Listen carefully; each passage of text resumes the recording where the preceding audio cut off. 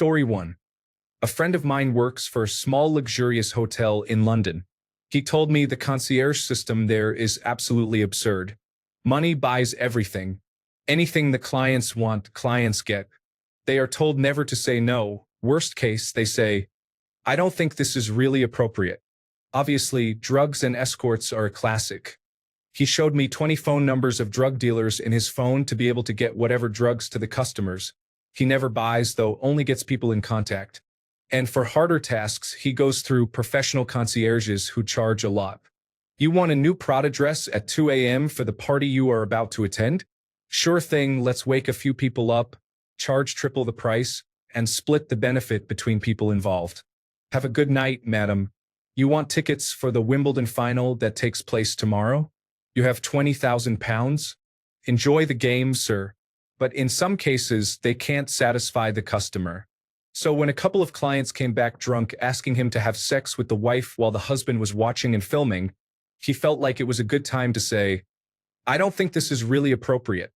Story 2. My husband worked at several luxury hotels and residences, and besides how absolutely disgusting everything inside the rooms actually is, I was most shocked by the behavior of the ultra-rich. I'm not talking about businessmen and doctors. I'm talking about Saudi princes and heirs to dynasty families.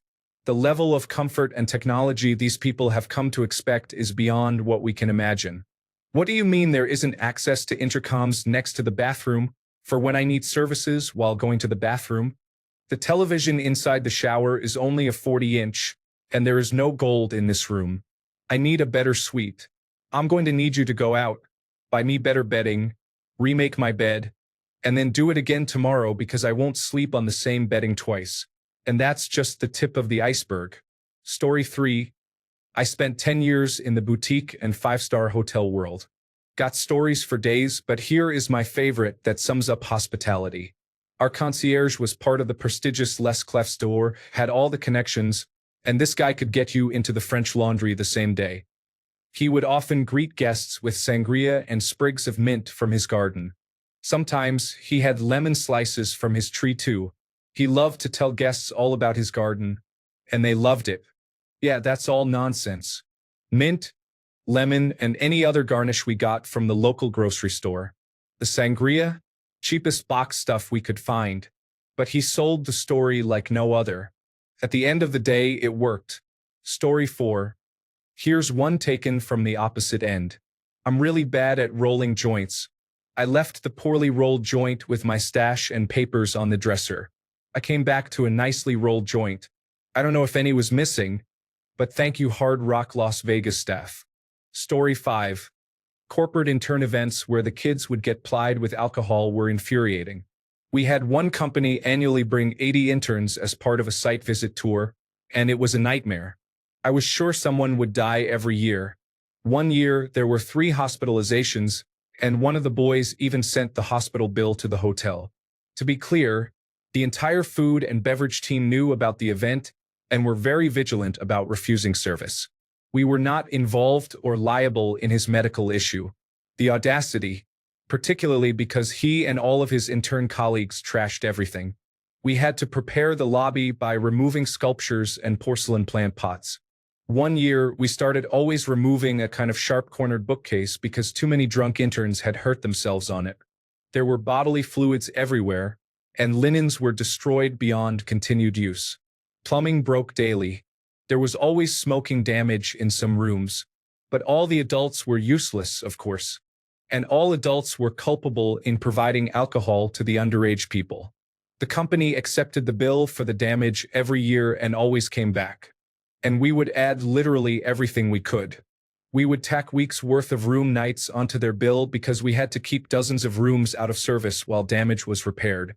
The company paid for everything we comped for complaining guests too.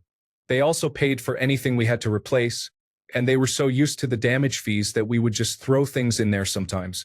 Like a treadmill finally broke during their residence. But did one of their guests break it? Don't know, didn't care, they bought us a new treadmill. We were one of 3 hotels on this annual tour. Story 6. I have worked at 2 hotels that are rated by Forbes and randomly inspected frequently, And there is a very specific checklist of things the hotel and restaurants must offer in order to keep their rating. We always had to be suspicious of any single diners because they could possibly be inspectors. So you could be a regular person, but if you are dining alone, you are going to get the 5-star treatment. Once, we had a particular woman staying at the hotel, and somehow management figured out and confirmed she was an inspector. They literally took security camera stills and printed them out to give to all employees so we would know who she was. I still remember her name was Katrina. Something else interesting, one of the 5-star restaurants I worked at in a 5-star hotel would frequently be closed for private events. There was usually a contract written beforehand stating the group must spend a minimum amount of money. We got automatic gratuity on whatever that minimum was, but the goal was to go over so we would make more money. The people at the events usually didn't know these details, and towards the end of the night, if they hadn't reached the minimum, we would have to start pouring the most expensive wine and liquors to meet the goal. Who wants a few rounds of Macallan 25 doubles, etc.? And people still tipped cash on the open bars, so it was easy to walk away with $500 a night in tips after those parties. It was the easiest money I ever made. Macallan, please forgive me. I am a lowly tequila drinker. Story 7. I worked at one of the premier hotels at a ski resort in the country, top 10. I met celebrities, royalty, politicians, and athletes. Hockey players are the nicest athletes by a wide margin. Royalty is great or more likely, awful. A-list celebrities want to be left alone or treated as just another person. Politicians are bigger assholes when they're with their families. I saw lots of sex, drugs, underage drinking, escorts, the usual. I was most amazed by how nice the staff were to guests when management continually made our lives harder and more difficult. We just let it roll off our backs and keep smiling until we eventually quit. We were paid so little and respected so little by management. If you weren't thick-skinned, then you quit by week's end. The best thing I saw was the hotel dog. Think alpine dog that people can pet. Kids can get woken up by him in the morning and plays on the ski slopes. Well, he escaped his pen, made straight for the high-end restaurant, and went hog wild. He jumped on a few tables and scarfed $100 steaks like they were candy. Another guy and I saw it.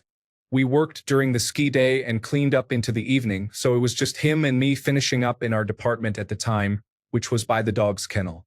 We both saw he was going to escape and we could have stopped it, but we just wanted to watch the world burn. Greatest day of work there by far. Story 8. I used to work 1 or 2 summers ago in a remote place where we lived in accommodations across the street from the hotel. A lot of us slept with each other, though not me, as I had a girlfriend at the time. The busiest days were weekends, so we usually had Mondays off. Sundays were called Sunday Fun Day, where we would go to town or other people's dorms and do way too much cocaine. Story 9. I worked at a Ritz-Carlton a few years back. It is literally the same as anywhere else. The hotel staff is amazing at their job, but in their personal time they are just as troubled as everyone else. The kitchen staff had a few people with drug issues and had to be sent home a couple of times because of it. In my time there, I saw 2 waiters get fired due to embezzlement. The turnover rate for management was very high because they did not pay enough for the area. The staff parties were wild, to say the least. We were not allowed to greet celebrities by name since they wanted to be anonymous, so we would use their alias for that day. Some were greeted by escorts who were always super nice to everyone. A regular would rent out a room for a day, once a month, and make $30,000 to $40,000 that day from clients. Celebrities, business people, you name it. Crazy. Story 10. Never ever use a chocolate fountain from a hotel or banquet hall. Picture this. It's an expensive Sunday brunch. Well, little Timmy just dipped strawberries directly into that chocolate, bit into both strawberries, then dipped them again, and some old rich lady just sneezed on it. Somebody else just dropped their snack into it. The best part, that chocolate gets strained and saved for the next week's brunch. Chocolate is way too expensive to throw away. Chocolate also seizes if it has the wrong moisture content from people dipping fruit and the juices going into the chocolate.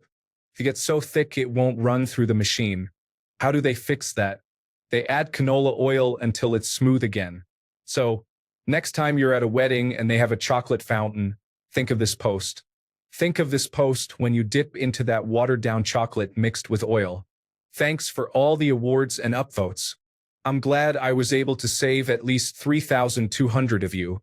Story 11. My significant other worked for a fancy hotel. The building owners, not the chain but the actual building itself, came to visit. He was on the Forbes billionaire list.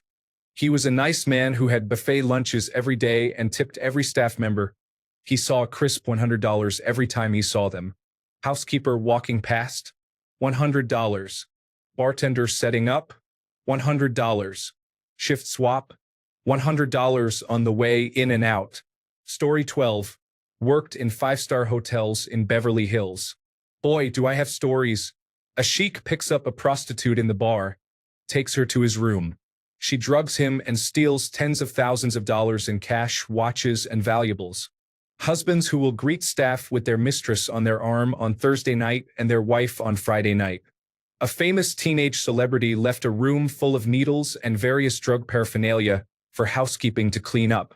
Middle Eastern royalty ships in multiple Ferraris and Lamborghinis to the hotel from their home country to drive for the week. Caught drag racing later that night by the police in the neighborhoods of Beverly Hills. The largest checkout bill I've ever seen was roughly $2 million for a guest who rented out an entire floor of suites for 3 weeks. Promptly paid via wire transfer. Had to procure $100,000 in cash for a guest whose wife wanted to shop on Rodeo Drive the next morning. The local bank didn't even have that much. Had to get an armored car from the Central Los Angeles Bank branch to deliver. The list goes on. Story 13. Worked at the high-end restaurant at a ski resort that hosts a famous film festival. There was a lot of romantic activity in the walk-in coolers, but never the people you'd want to walk in on. Story 14. Never trust glass in rooms. Guest room attendants are so stretched thin on time that they will clean the glasses with the same rags they use to clean the bathroom. After all, their goal is to make the room look clean. I worked as a guest room attendant in a 5-diamond resort for years, and there was over a year-long period that went by where we didn't receive a clean glass delivery. We didn't have dishwashers in the rooms, so management was complicit. This was in a 5-diamond resort, one of the top resorts in the world.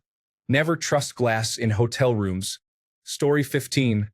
Didn't work at one, but delivered newspapers to one. The prostitution situation was something the desk saw a lot. The best instance was when a gentleman got robbed by 2 young women and immediately demanded the front desk call the police. When the desk asked if he wanted to call the police and tell them he hired 2 prostitutes, which is illegal, he suddenly just grunted and marched up to his room. Story 16. Watching for signs of sex trafficking. There are many cheating spouses using fake names, and you cannot confirm if they're there when the spouse calls angry, jacuzzi, and swimming pool deaths, often due to alcohol. Guests frequently expose themselves to female staff, especially housekeepers and room service. People will sometimes give you keys to their rooms. Occasionally, you have to deal with very poor organizations for their banquet income, among other things. One interesting thing is that you can buy pillows, mattresses, and similar items from many hotel brands if you really enjoyed your sleep at a hotel. Regarding fake names, you can use an alias at a hotel. You check in with all your correct legal information, so the hotel has all your info. Then you let them know you'd like to use an alias during your stay and if you'd like to block external calls. So, if someone calls looking for you, the desk says you're not there per instructions. If there is an issue involving medical, legal, or law enforcement matters, the desk will provide the correct legal information per local laws. This is something also used by people hiding from abusers as well. It is not always someone being dishonest. Regarding pillow recommendations, this is a helpful list comparing hotel pillow options and alternatives. This is a set I did buy as an alternative. Sumita bed pillows for sleeping, standard size, hypoallergenic pillow for side and back sleepers. They're soft and fluffy and best when stacked with 2 for sleeping. Not super firm. These are a few I've seen recommended but haven't tried. Fern and willow pillows for sleeping, queen size. Set of 2 premium down alternative. Hotel bed pillow set. Luxury. Plush cooling gel. Allergy-friendly for neck pain, back and side sleepers. Kazanor Hotel Collection pillows for sleeping. 2-pack. Luxury down alternative pillow with a breathable premium quality cover. Skin friendly. This article is helpful for teaching what to look for when buying a pillow. Story 17. Dead people. In some places, there's a reasonable chance somebody has died in your bed.